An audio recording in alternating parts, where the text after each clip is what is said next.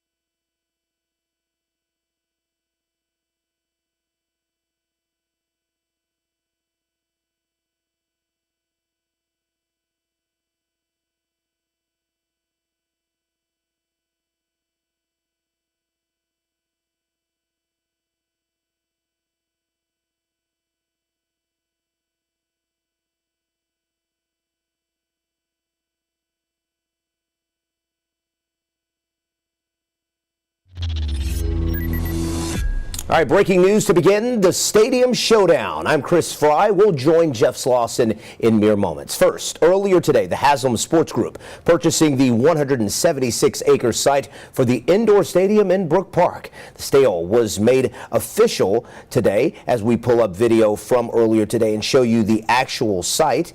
If you can give me 1 second. There it is right there. So that sale was made around 2 p.m. on Friday, earlier today. The Haslams paid $76 million for that land. Now, they previously had entered into an agreement to buy it. We're waiting to hear when the team will be able to break ground on the $3.6 billion project. The goal is to have the Browns' first game played by the start of the 2029 season. As far as the rest of the week in the Stadium Showdown, well, it was an eventful one. Here's Jeff Slauson.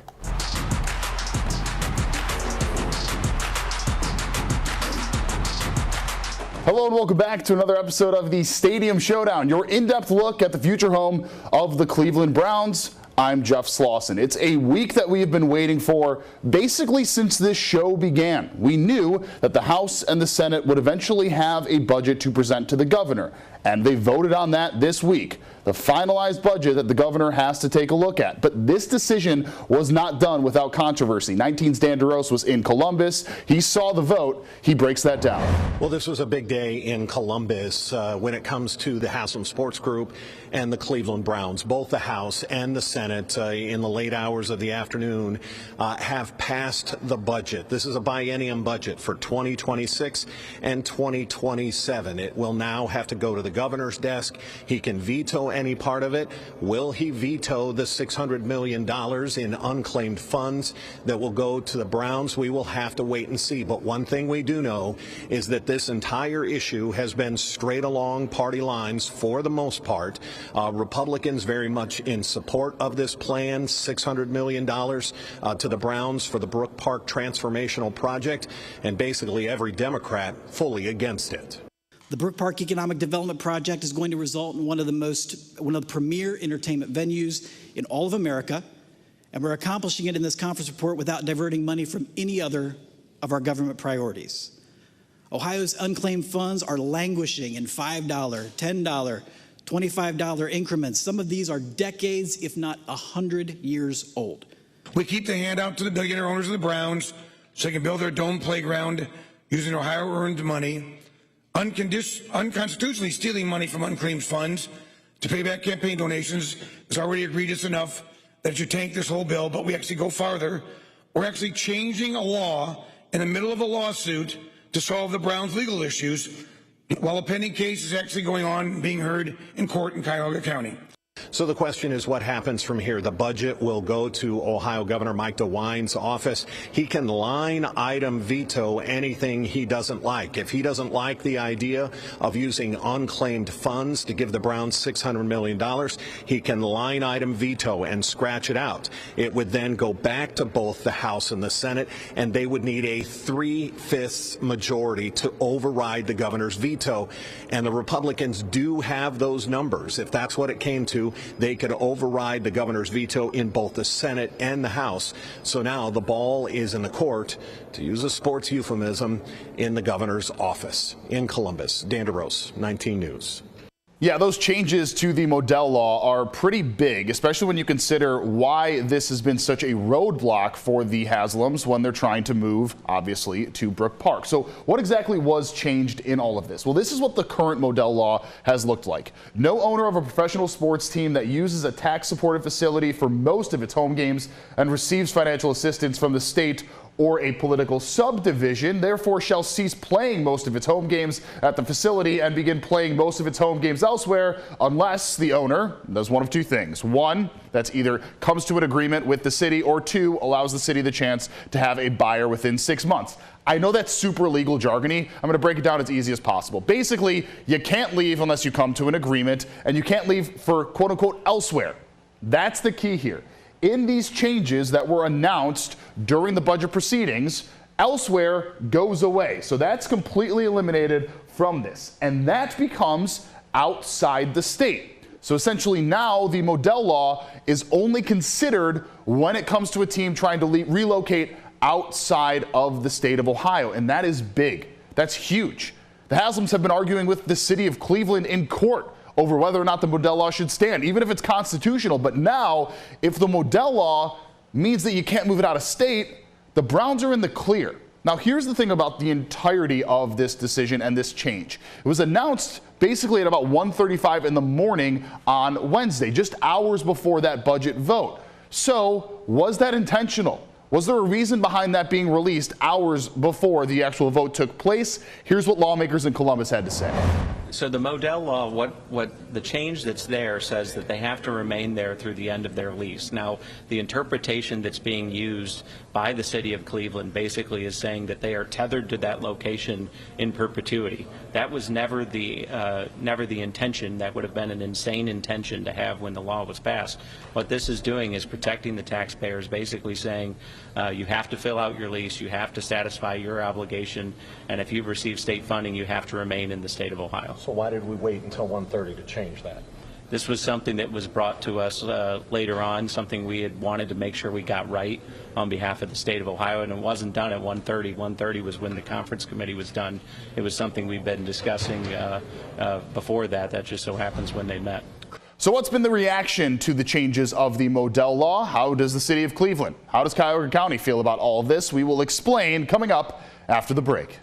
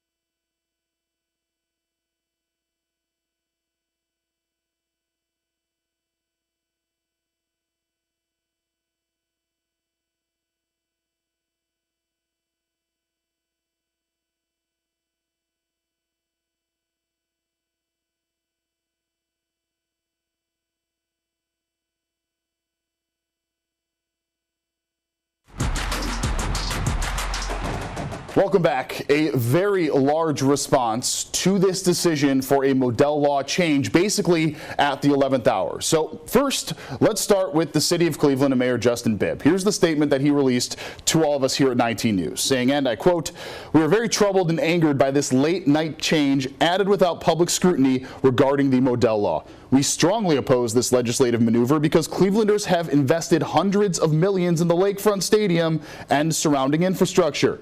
This proposed change fails to protect communities like us when a team decides to leave.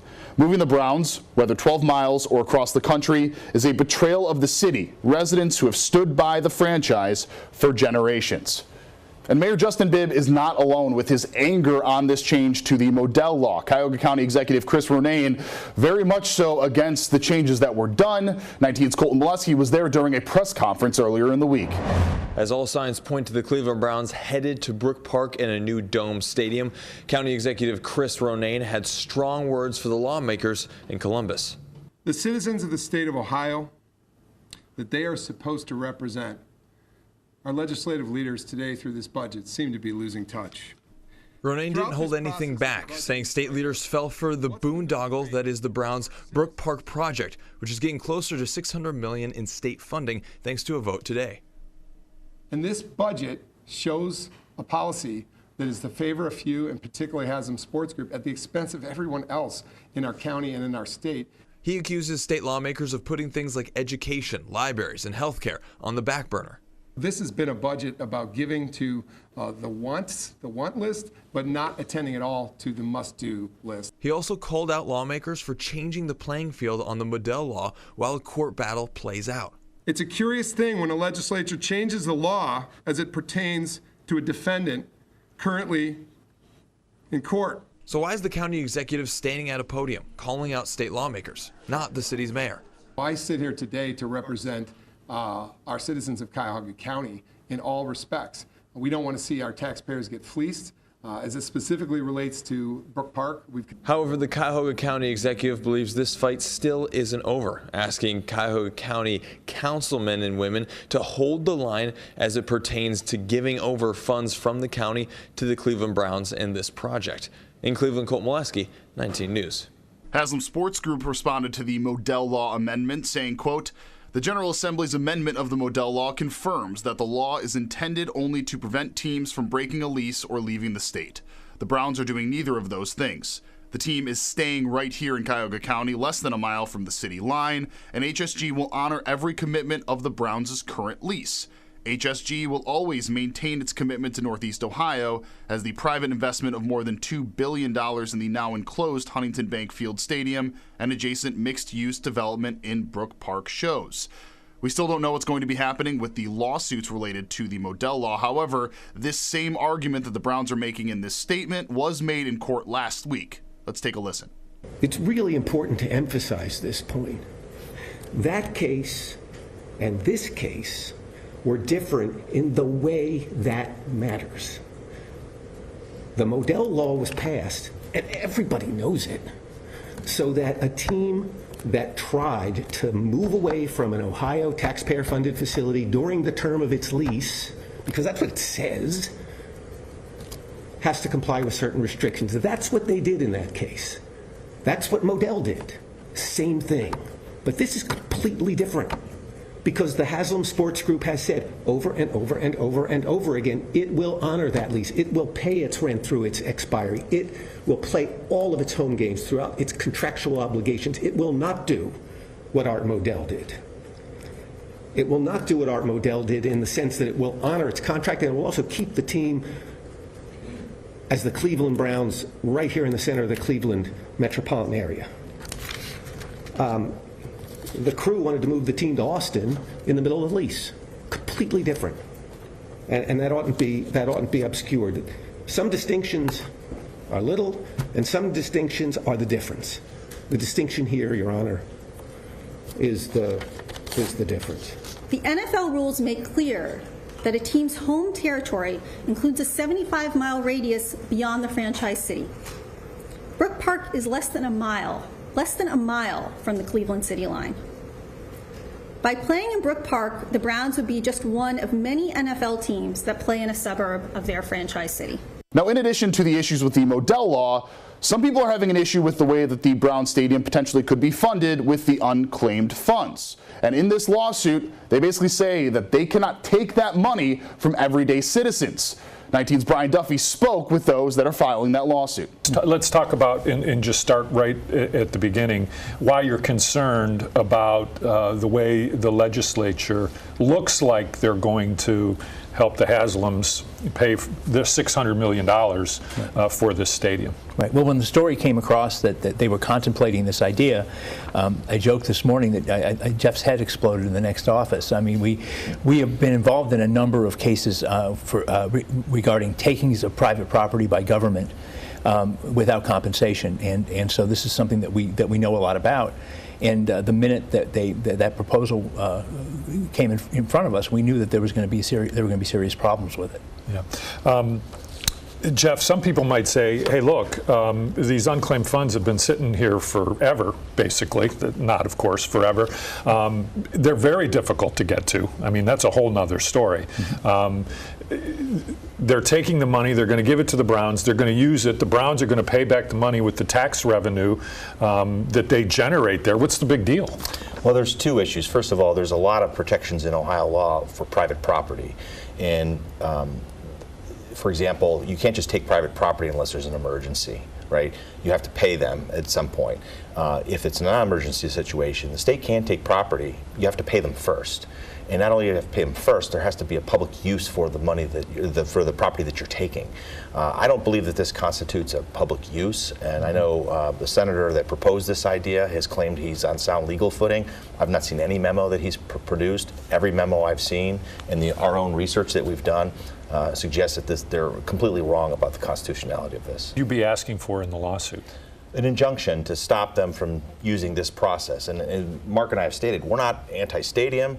We're just anti-theft. This process that they've built to take private property and give it to liquidate it and use those funds to build the stadium is just not the proper way to do it. It's unconstitutional. If they had pursued those other avenues, we wouldn't be here. We wouldn't be talking about a lawsuit because there would be no opportunity to challenge those. I mean, this idea goes back to the Revolutionary War, where British redcoats were taking over people's houses without their permission and living there without compensating those Americans that were fighting the Revolution. This is a fundamental precept in American law, and the obligation for a government to pay for those things that it takes for a public purpose. So both that they have a public purpose and that it gets paid for in advance, and that there's a fair process for the owners of that property to be able to stake their claims. As you mentioned before we got started, it's very tough to make a claim for under the Unclaimed Funds Act. They require documents like a electric bill from a place you lived 5 years ago. Who has that in their home? So they've already made it very difficult. They've already stopped publicizing that fund in the way that they used to by publishing the names of everybody with funds in the newspaper. All right, we're going to take a short break, but before we do that, go ahead and scan the QR code on your screen right now. That is the best way to find every single episode of the Stadium Showdown. We have been covering this extensively over the last few months, so if you're curious to see more, go ahead, scan the QR code on your screen right now. Much more after the break.